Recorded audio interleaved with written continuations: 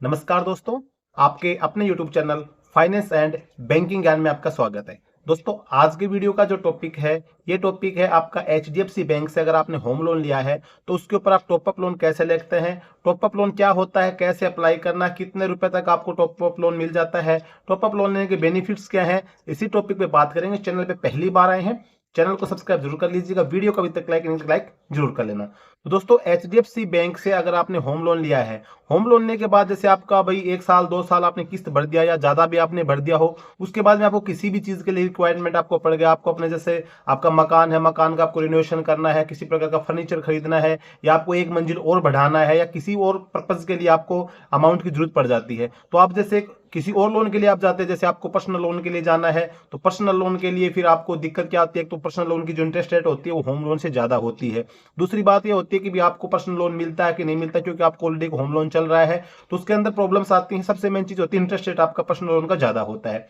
अब आप चले जाते हैं टॉप अप लोन के लिए। टॉप अप लोन क्या होता है कि भी आपको जैसे आपने होम लोन ले रखा है, उसी के ऊपर आपको टॉप अप लोन मिल जाएगा। टॉप अप लोन का जैसे आप यूज कर बता सकते हैं कि मुझे फर्नीचर खरीदना है या मुझे रेनोवेशन करना है, उसके लिए आप इसको अप्लाई कर सकते हैं। अप्लाई करने के लिए आप अप्लाई ऑनलाइन भी कर सकते हैं, या फिर आपकी जो होम ब्रांच है उसके अंदर जाके भी आप टॉप अप लोन के लिए अप्लाई कर सकते हैं। अप्लाई करने के लिए इसके अंदर ज्यादा कोई किसी प्रकार की रिक्वायरमेंट, किसी प्रकार की आपको सिक्योरिटी, इस प्रकार के किसी प्रकार का झंझट नहीं होता है, कोई ज्यादा आपको डॉक्यूमेंट वगैरह देने हैं, क्योंकि आपका ऑलरेडी जो लोन चल रहा है उसी के ऊपर आपका टॉप अप लोन मिलता है। ज्यादा इसमें आपका आधार कार्ड, पैन कार्ड, नॉर्मल से डॉक्यूमेंट आपके लगते हैं, इसके अंदर ज्यादा रिक्वायरमेंट नहीं होती है। डिपेंड करता है, जैसे आप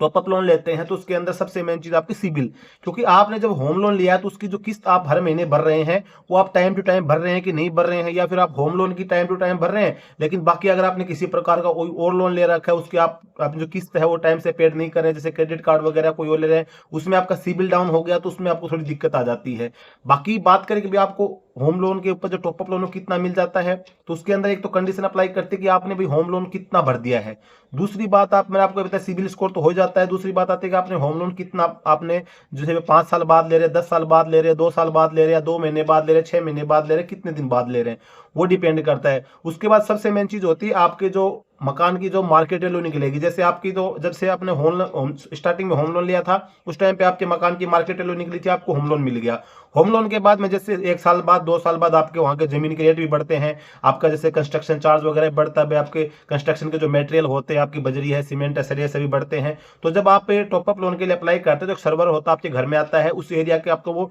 निकालता है, पूरा चेक करता है भाई कितने आपके स्क्वायर फीट में बना हुआ है, और इसकी जो भी आपके टॉप अप लोन के लिए आपकी जो वहां की मार्केट वैल्यू निकाल के फिर वो बैंक को पुटअप करता है कि भाई इतना आपका इसके अंदर मार्केट वैल्यू निकलती है। और जो आपका मार्केट वैल्यू निकालने के लिए तो उसका जो चार्ज होता है वो भी बैंक आपसे वसूलता है, और उसके अंदर जैसे आपकी मार्केट वैल्यू निकलती है फिर उसके हिसाब से डिपेंड करता है। मान के चलो कि आपने मकान लिया 35 लाख रुपए का, उस टाइम पे जैसे आपकी मार्केट वैल्यू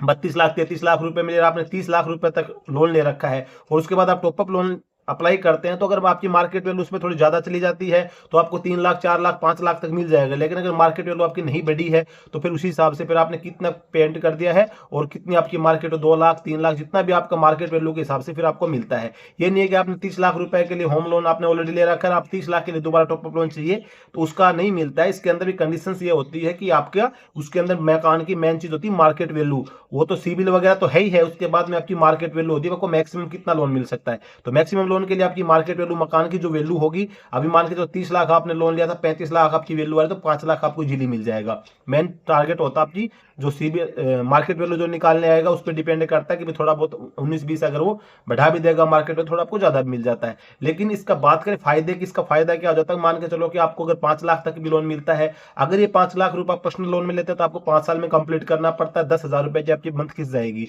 लेकिन यही अगर आप HDFC होम लोन से टॉप अप लोन ले लेते हैं तो आपको ज्यादा टाइम के लिए मिल जाता है। तो 5 लाख की लगभग आप अगर देखेंगे तो आपकी बड़ी मुश्किल से देखेंगे तो 4,500 4,000 रुपए की किस्त तक बन जाती है, 4 से 5 हजार रुपए किस्त में आपका बन जाएगा, क्योंकि ज्यादा टाइम के लिए आपको मिल जाता है मार्केट ये क्या बोलते हैं लोन। पर्सनल लोन आपको मैक्सिमम 5 से 6 साल के लिए मिल पाएगा, तो आप टॉप अप लोन के लिए बेनिफिट आपको मिल जाता है, आपको ज्यादा टाइम के लिए मिल जाता है। इंटरेस्ट रेट जो होता है आपका कम होता है, पर मंथ आपकी किस्त कटती है जैसे आपका होम लोन की कटती है, उसमें आपकी होम लोन की जो किस्त होगी उसके साथ इसी किस्त नहीं बढ़ती है, उस आपका एक टॉप अप लोन का एक अकाउंट नंबर आपको अलग जारी हो जाएगा। जैसे आपका होम लोन का एक अकाउंट नंबर होता है, सेम आपका टॉप अप लोन के लिए भी एक अकाउंट अलग से आपको जारी हो जाएगा। उस अकाउंट से फिर आपको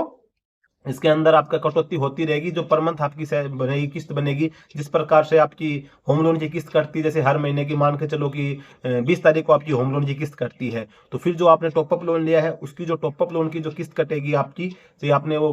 तो आपकी जैसे 20 तारीख को आपका होम लोन की कटती है, तो आपकी जो टॉपअप लोन की जो किस्त होगी वो भी आपकी 20 तारीख को इसके अंदर कटेगी। तो इसके अंदर बढ़िया बेनिफिट्स है, अगर आपको टॉपअप लोन मिल जाता है, अगर आपको रिक्वायरमेंट है। अगर आपको रिक्वायरमेंट नहीं है तो आपको लेने की कोई जरूरत नहीं, किस लिए लेना आपको। अगर आपको लोन की रिक्वायरमेंट है किसी भी, इसके अंदर सबसे बड़ी बात यह है कि अगर आप बोलते हैं कि मुझे फर्नीचर के लिए लेना है, तो आपको जरूरी नहीं कि आपको फर्नीचर खरीद के फिर उसके आपको डॉक्यूमेंट ही पुटअप करने हैं। आपका कुछ नहीं, उसके अंदर आपका जो सर्वर है जो भी आएगा वो आपका देखेगा, हाँ भाई इसको भाई रेनोवेशन के लिए अप्लाई किया आपने, किसी भी चीज के लिए अप्लाई किया, टॉपअप लोन आपने अप्लाई किया है, बस वो आपका सर्वे करेगा, वहां के आपकी जो मार्केट वैल्यू निकालेगा वो बैंक में पुटअप कर देगा, भाई इसके मकान की इतनी मार्केट वैल्यू आ रही है, और उसी हिसाब से फिर आपका जो लोन होगा वो सैंक्शन हो जाएगा। तो उसमें फिर आप वो पैसे आप किसी भी और यूज पर्पज के लिए आप यूज करना चाहते हैं, जैसे मान के चलो कि आपने भाई 5 लाख रुपए लिया और आपने भाई शादी करनी है बहन की, बेटी की, बेटे की, उसमें आप यूज कर रहे हैं, तो वो आपको एक बेनिफिट ये हो जाएगा कि भाई आपकी छोटी किस्त उसके अंदर बन जाएगी। बाद में जब आपके पास में किसी प्रकार से पैसा आपके पास आ जाता है तो आप उसके अंदर डाल सकते हैं, टॉपअप लोन क्लियर कर सकते हैं, फिर अपने होम लोन में डाल लेंगे तो अपना इंटरेस्ट कभी कम लगेगा, जब पैसा उसके अंदर डालते रहेंगे।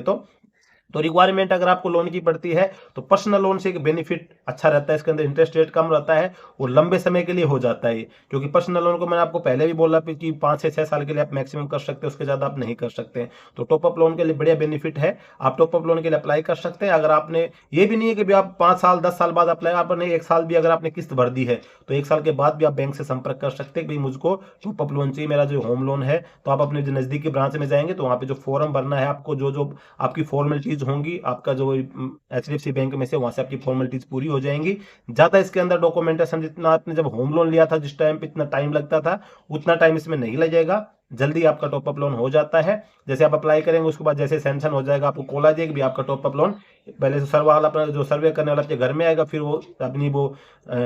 रिपोर्ट पुटअप कर देगा कि भाई इसकी जो मार्केट वैल्यू की रिपोर्ट आ रही है। उसके बाद जैसे आपका सैंक्शन लोन हो जाएगा फिर आपके पास बैंक से कॉल आ जाए, आप जाएंगे साइन करेंगे, आपका जो अकाउंट वो जो जितना बनेगा वो आपके अकाउंट में आपका पैसा विड्रॉल कर दिया जाएगा, आप अपने साथ निकाल सकते हैं। तो इस प्रकार से टॉपअप लोन आप ले सकते हैं, बढ़िया है टॉपअप लोन के लिए। तो जहां तक मेरा विचार है टॉपअप लोन, आपको समझ में आ गया होगा कि टॉपअप लोन किस प्रकार से मिलता है, कितना मिल सकता है, ये सभी कंडीशन पे डिपेंड करता है। और सबसे मेन कंडीशन होती है कितने मिलने की, होती है आपकी मार्केट वैल्यू के ऊपर। मार्केट वैल्यू अगर आपने जिस टाइम पे लोन कम ले रखा, मान के चलो मार्केट वैल्यू ज्यादा थी लेकिन उस टाइम पे आपको पैसे की रिक्वायरमेंट नहीं था, आपने लोन कम लिया था, बाद में जब आप टॉपअप लोन के लिए अप्लाई करेंगे तो मार्केट वैल्यू तो ऑलरेडी ज्यादा है, तो आपको ज्यादा भी मिल जाता है। और उसमें अगर आपने किसी प्रकार का और लोन नहीं ले रखा है, अगर आपने ज्यादा और लोन ले रखे तो वो भी देखा जाएगा आपकी किस्त भाई पहले से ज्यादा जा रही है तो आप किस्त कहां से भरेंगे। तो वो सभी चीजें कंडीशन इसके ऊपर लागू होती हैं।